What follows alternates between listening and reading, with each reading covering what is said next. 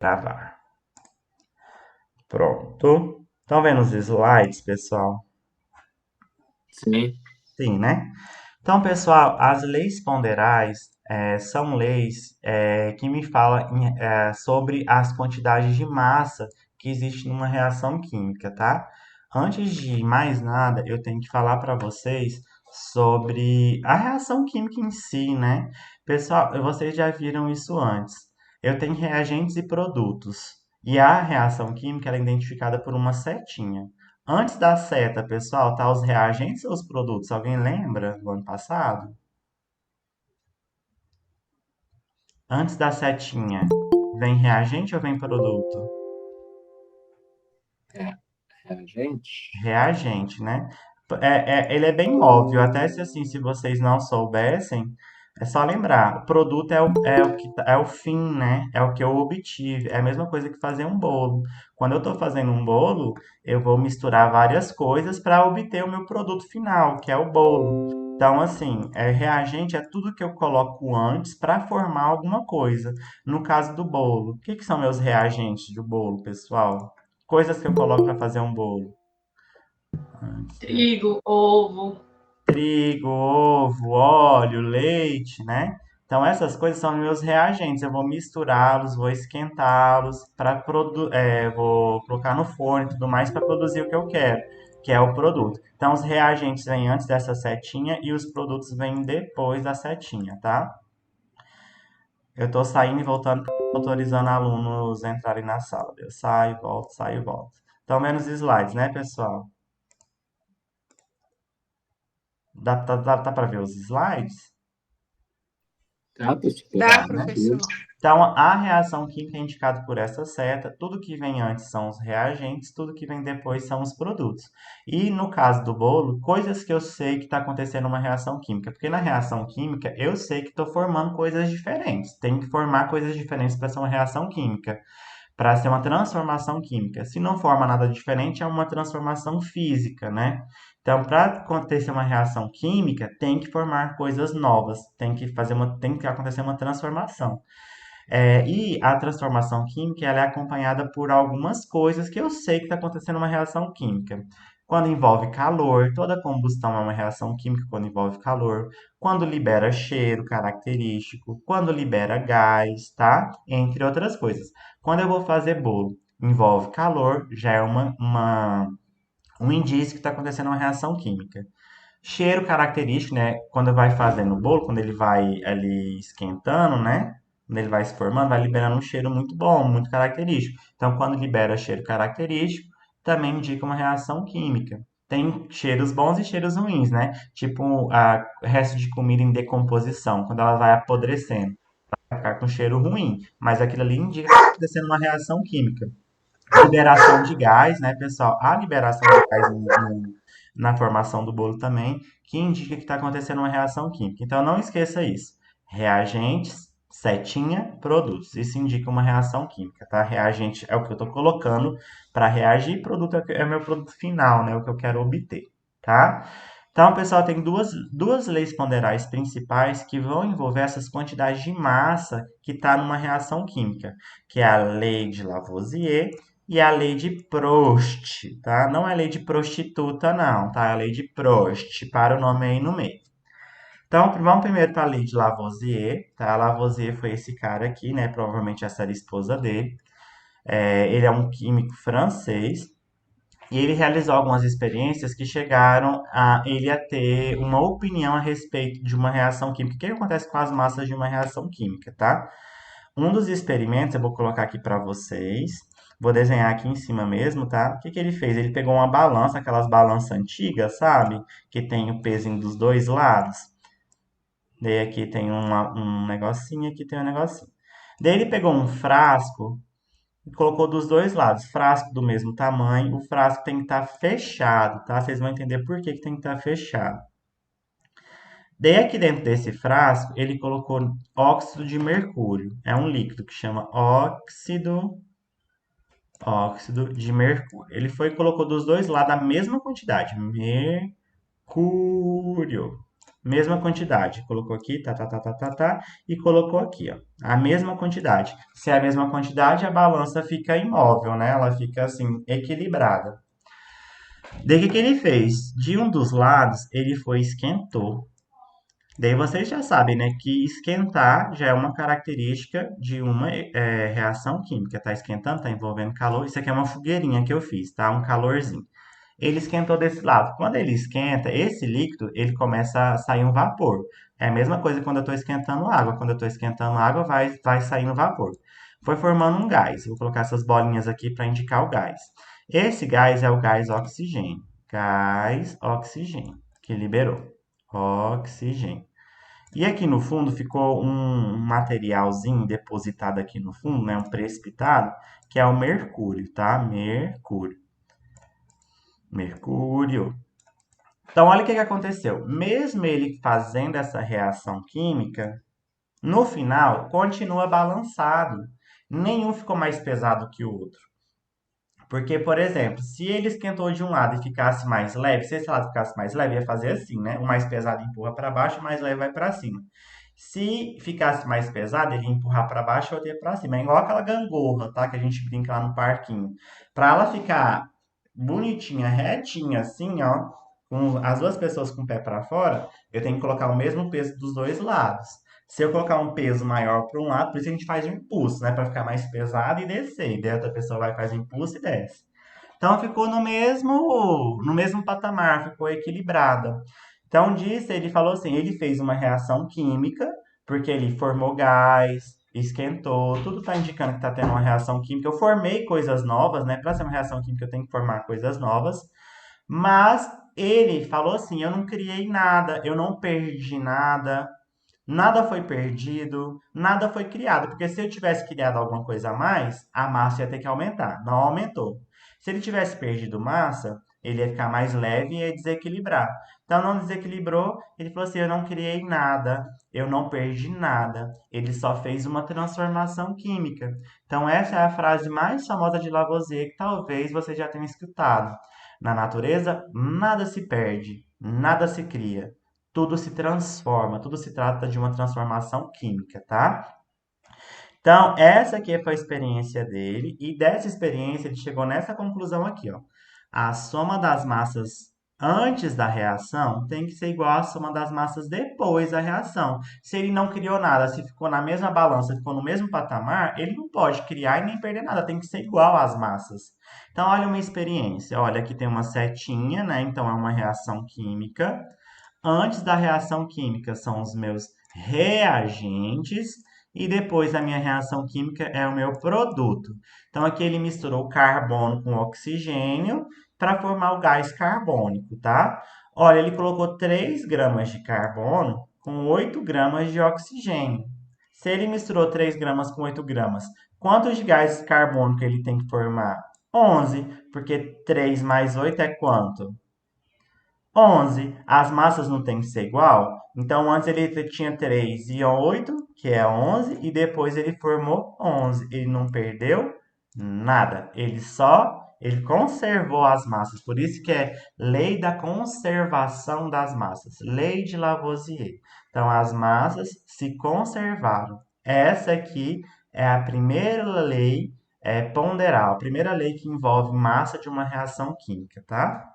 Daí, para facilitar nosso entendimento, eu vou aqui na questão número 2 que eu passei para vocês para casa, tá? Então já vai anotando as respostas para depois só tirar a fotinha e me mandar.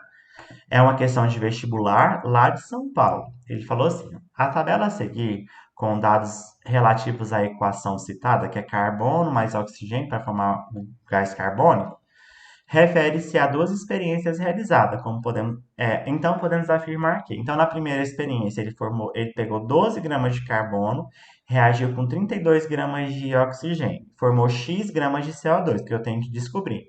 Na segunda experiência ele pegou 24 gramas de carbono com Y gramas de oxigênio, que eu ainda não sei, formou Z gramas de CO2, que são valores que eu tenho que descobrir. Então, para fazer esse tipo de questão, eu tenho que saber quais são os valores de X, Y e Z, para poder ver qual que é a afirmativa correta aqui das opções que ele deu. Então, o primeiro passo para fazer uma questão dessa, eu vou pegar a primeira experiência aqui, ó. A primeira experiência eu já consigo achar o valor de x. Então, observe, eu tenho uma seta que indica uma reação química. Tudo que vem antes são reagentes ou produtos, pessoal, que vem antes? Reagente. Reagente. E tudo que tem depois são meus produtos. Então, eu vou usar a formulazinha que ele falou. Tudo que ele falou, ó, massa dos reagentes, a soma das massas dos reagentes tem que ser igual à soma das massas do meu produto. Massa do produto. Aqui o reagente eu tenho dois, que é carbono e oxigênio, que está antes da seta. Qual que é a massa de carbono que ele colocou na primeira Dois. experiência? 12. Mais, qual que é a massa de gás de oxigênio que ele colocou? 32. 32. Então, 12 mais 32, aí vem a seta, né? Eu coloco igual, é igual a massa dos produtos. A massa do produto ele colocou X, é uma massa que ele não sabe, mas eu posso calcular pela lei de Lavoisier. Então, quanto que é 12 mais 32? 44.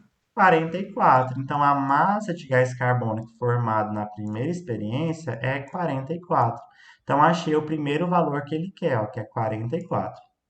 Tá? Então, pela lei de Lavoisier, eu já consegui fazer metade da minha questão. Já achei um dos valores, né? Quase metade, né? Agora, eu vou explicar a outra lei para a gente conseguir achar os valores de y e z. Então, vou voltar aqui e depois eu volto para essa questão. Que é a lei de Proust, tá? Então, Proust foi esse cara lindo aqui que está nessa foto, tá? Ele também é um químico, e ele falou o seguinte, olha o nome dele, Joseph Louis Proust. Ele falou assim, as substâncias reagem sempre na mesma proporção para formarem outra substância.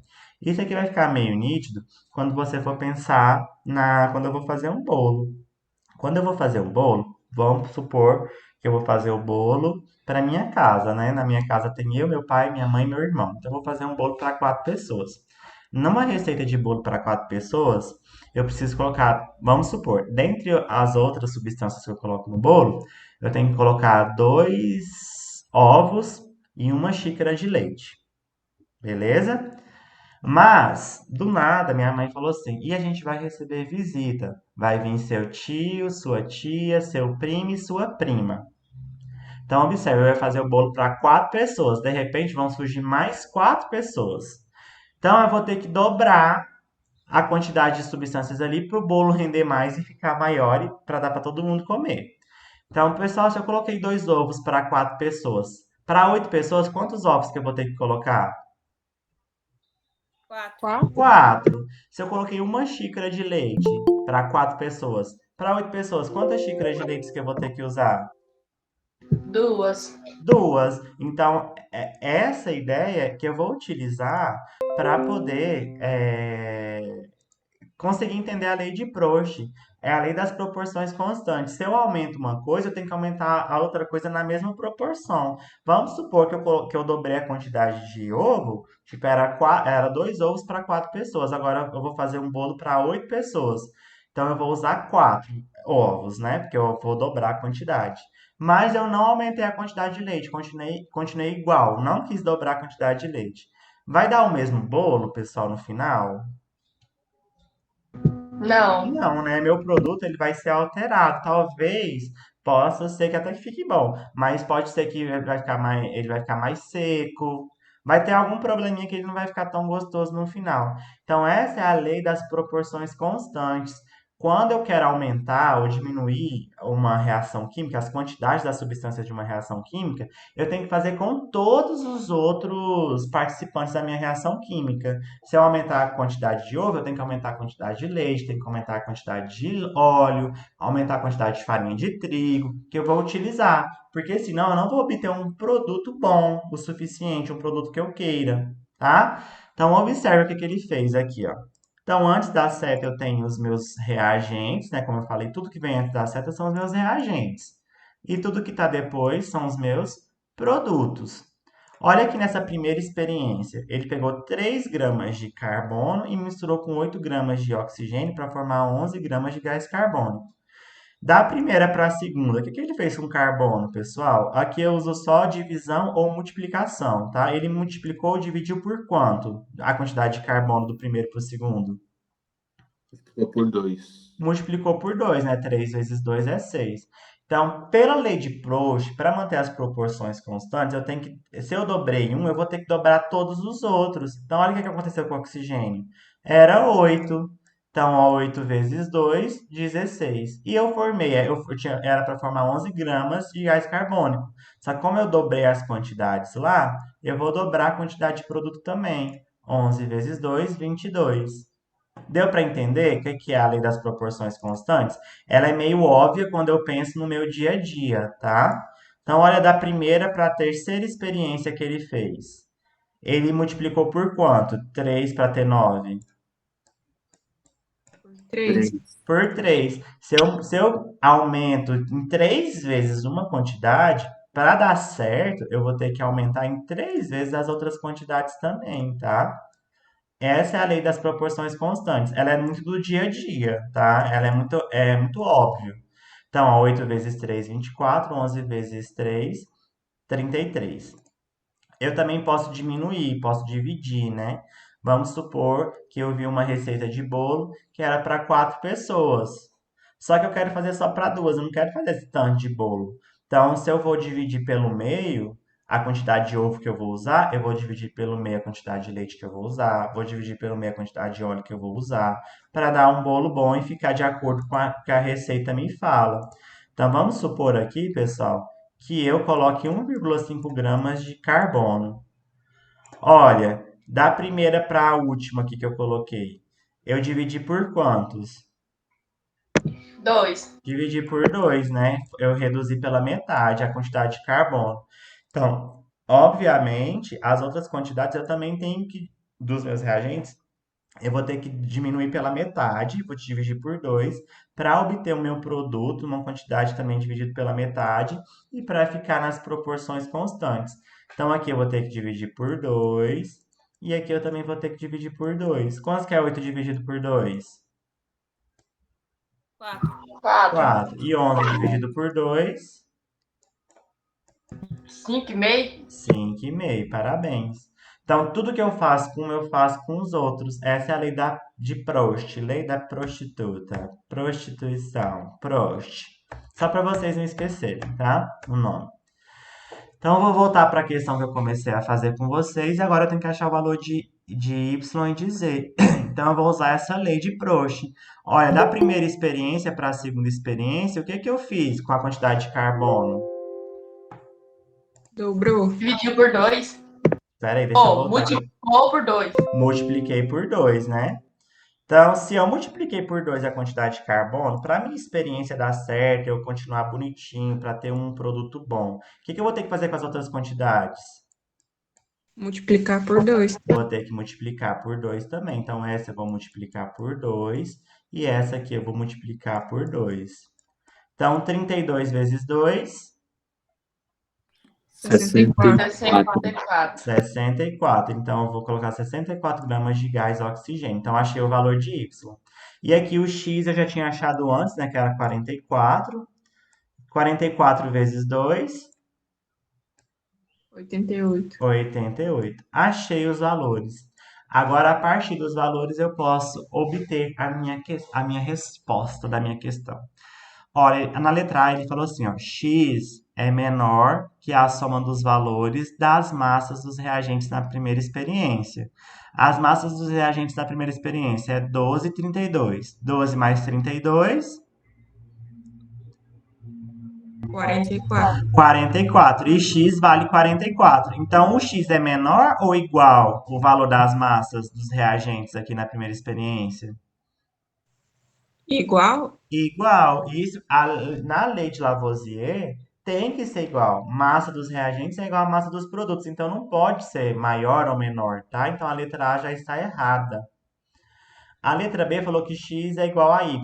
X eu achei que vale 44. Y vale 64. 44 é igual a 64? Não. Não, Não. então ela também está errada. A letra C ele falou que Z é igual a 90. Z é igual a 90, pessoal, que eu achei? Não. Não, então eu já achei a É, minha resposta, que é a letra D, né? Mas vamos ver o que que a letra D está falando. Y é igual a 64, certinho, eu achei. Y é igual a 64. E para encontrar os valores de x, y e z, foi necessário aplicar as leis de Lavoisier e a lei de Proust. É bonitinha, certinha, tudo que a gente está estudando nesse momento. Deu para entender, mais ou menos? É fácil, difícil? É simples. Mais ou menos, né? Mais ou menos, né? Então vamos fazer a número 3 que eu passei para casa para a gente reforçar esse conteúdo na cabeça, tá? Deixa eu pegar até um. Ah, vou deixar assim mesmo. Então aqui, ó, o açúcar comum, quando submetido a aquecimento, pode se transformar em carvão. Foram realizados 2 experimentos cujos dados constam na tabela a seguir. Então, ó, aqui tem uma seta, então está acontecendo uma reação química. Antes da seta tem reagente ou produto? Reagente. Reagente. Reagente. E depois da seta eu tenho reagente ou produto? Produto. Produto. Então já vou até colocar aqui a formulazinha de Lavoisier, ó.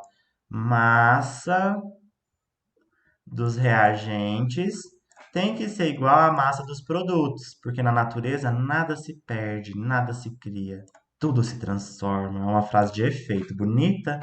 Dá até para colocar lá no perfil do Facebook, do Instagram. Então, a massa dos reagentes tem que ser igual à massa dos produtos. Eu vou aplicar essa fórmula na primeira experiência para achar o valor de x, ó. Eu tenho essa primeira experiência aqui.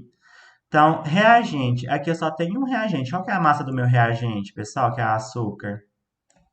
342. Então, 342 vai ter que ser igual a somatório das massas dos meus produtos. De produto aqui eu obtive carvão mais água. Qual que é a massa do carvão? 144. 144. 144 mais a massa da água. Quanto que vale a massa da água? Eu sei ainda?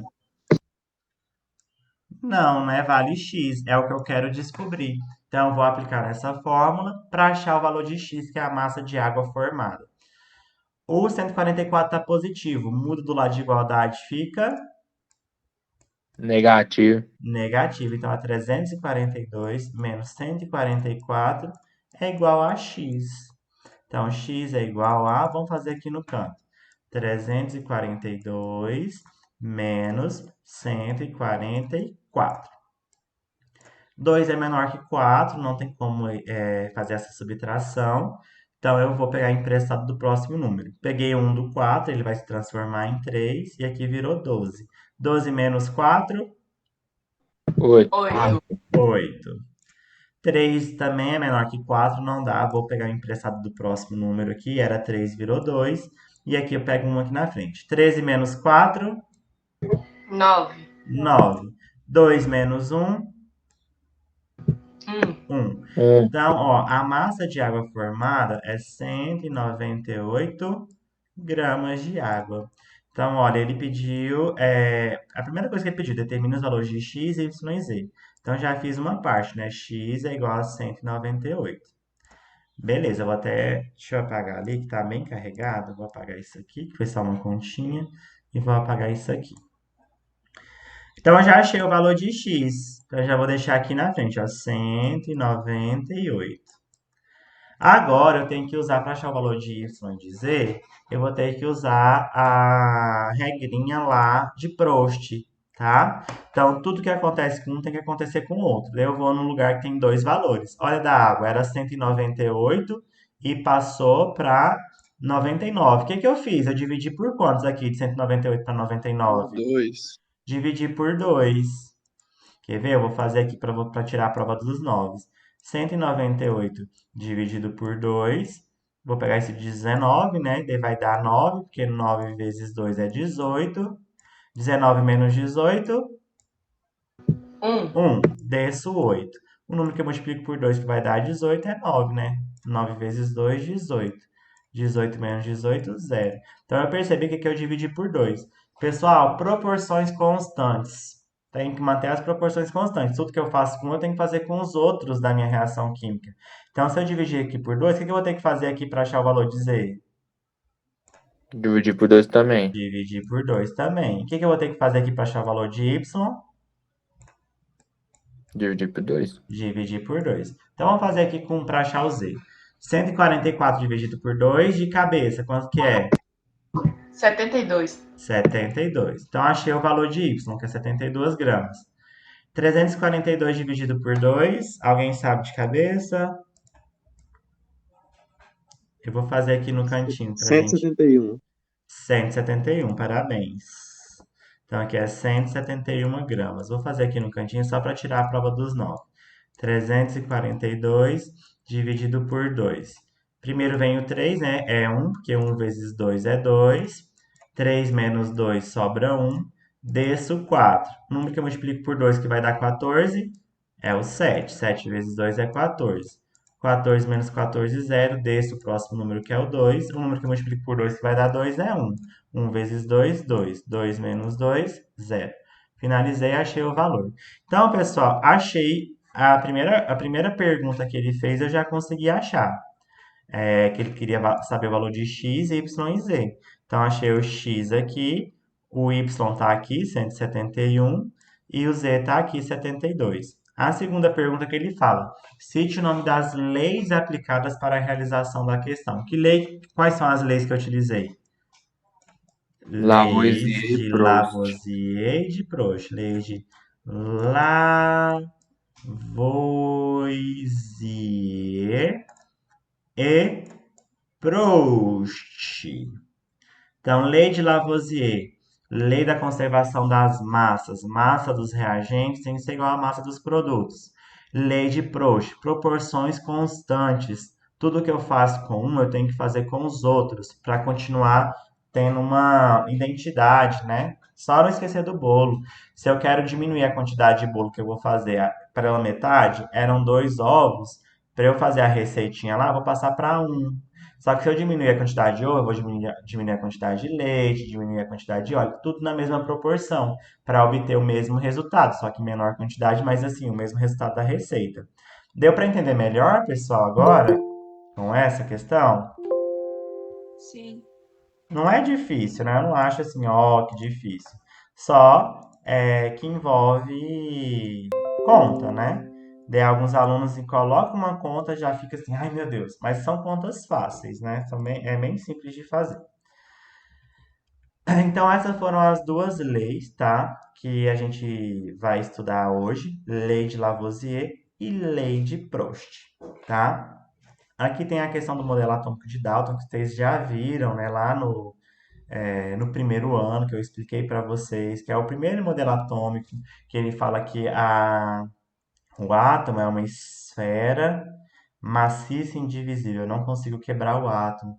Ele utilizou muito isso, pessoal, para aplicar a lei de Lavoisier e a lei de Proust também, ó. Por exemplo, aqui na lei de Dalton tem a conservação da lei de Lavoisier. Porque olha aqui, quando ele fala, ó, quando eu vou juntar carbono e oxigênio. Então, aqui tem o carbono, eu tenho um carbono e tenho 2 oxigênio. Se eu tenho um carbono e 2 oxigênio, então eu tenho 3 espécies nos meus reagentes. Então, eu vou ter que ter 3 espécies no meu produto também, ó. O carbono está aqui e os oxigênios ao redor. Eu não posso criar, eu não posso perder nada, eu tenho que conservar. A única coisa que aconteceu aqui foi um rearranjo dos átomos. Antes eles estavam separados e depois eles ficaram juntos. Então, a lei de Lavoisier, Dalton utilizou a lei de Lavoisier no modelo atômico dele também. E a lei de Proust também, olha aqui fica bem claro nas quantidades. Eu vou fazer o bolo, coloquei só um ovo, vamos supor que esse aqui seja o ovo, e coloquei 2 xícaras de leite. Quero dobrar o bolo? Era um ovo, passou para 2. Era 2 xícaras de leite, passou para 4. Eu dobro as quantidades. E aqui, né, se antes eram um ovo com 2 xícaras de leite, eu tinha 3 coisas, ó, as 3 coisinhas aqui, ó, o leite aqui no meio e os ovos ao redor. Quando eu dobrei, se eram 3, passa para 6, ó, formei essa molécula e formei essa, cada uma tem 3 átomos, então passei a ter 6. Então, lá no modelo atômico de Dalton, ele utilizou da lei de Lavoisier e da lei de Proust para explicar e para embasar o modelo dele, para as pessoas aceitarem o modelo dele como verdadeiro na época, tá bom? Então, isso aqui foi só uma curiosidade para vocês relembrar. Daí tem a questão número 1 da atividade que eu passei. Daí vocês vão olhar e falar assim, nossa, professor, olha o tamanho dessa questão, olha esse texto. Nossa, eu não vou ler de jeito nenhum, não vou conseguir nem entender o que está falando, vai ser difícil, vou passar para a próxima. Mas vocês vão ver que é a questão mais fácil mais fácil de todas, de todas, de todas, de todas. Ele só explica, ó. No mundo moderno, nos deparamos a todo instante com diferentes códigos. Tais códigos constituem um tipo de linguagem cujo objetivo é a comunicação por meio de reduzido número de caracteres, números, letras, símbolos. A química também utiliza-se desses códigos, ou seja, representações para expressar ideias de maneira concisa. Na linguagem química, a reação de combustão do gás hidrogênio é representada por. Então, aqui é a reação de combustão do gás hidrogênio. Ó, eu tenho hidrogênio, gás hidrogênio, duas moléculas de gás hidrogênio reagindo com uma molécula do gás oxigênio para formar duas moléculas de água. Então, é uma reação química, que aqui tem uma seta, a seta indica uma reação química. Tudo que está antes são os meus reagentes, tudo que está depois são os meus produtos, tá? Então, ele quer, ó, assinale a alternativa que expressa em palavras o que ocorre nessa reação química. Eu só quero interpretar o que está acontecendo aqui. Então, duas moléculas de gás hidrogênio reagiu com uma molécula de gás oxigênio para formar duas moléculas de água. Então, a letra A falou uma molécula de hidrogênio. Eu só tenho uma molécula de hidrogênio, pessoal, aqui? Vê o número que está na frente. Não. Não, então a letra A já está errada. Já nem vou continuar lendo ela. Letra B. Duas moléculas de hidrogênio, tá certo? Eu peguei duas moléculas de gás hidrogênio. Cada uma contendo dois átomos de hidrogênio, tá certo? Que aqui é H2. Reagem com uma molécula de oxigênio, que eu tenho uma molécula de oxigênio, produzindo duas moléculas de água, tá certo? Formei duas moléculas de água. A quais são formadas por dois átomos de hidrogênio. A água são dois átomos de hidrogênio com um átomo de oxigênio, certo? Perfeito. Era só isso, era só interpretar. Então, essa aqui é a questão certa, tá? Fácil, não é, pessoal? Era só interpretar a questãozinha aqui.